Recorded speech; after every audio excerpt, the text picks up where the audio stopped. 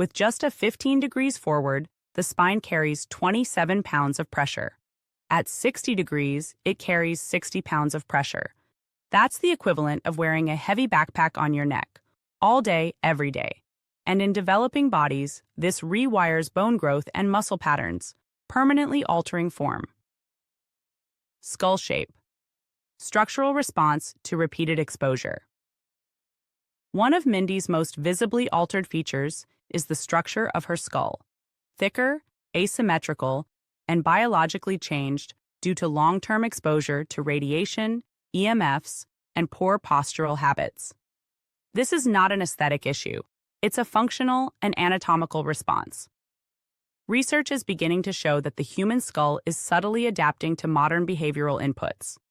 As screen use, forward head posture, and close-range device exposure become constant, the bone density in certain regions of the skull increases, particularly near the frontal and occipital lobes, where screens are most often directed and phones are held during prolonged use.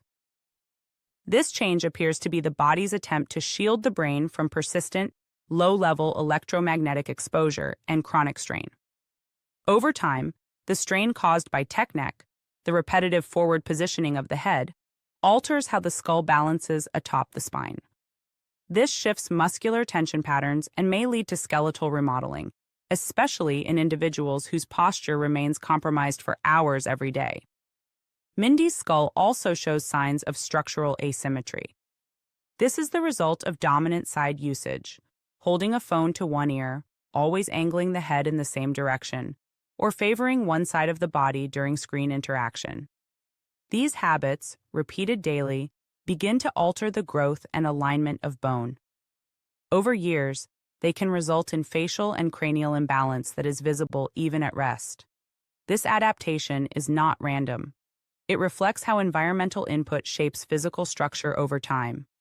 The human skull, once a stable and symmetrical container for the brain, is now subject to change in response to external pressure, postural distortion, and device-related behavior. These changes are slow, cumulative, and largely unnoticed until they become permanent.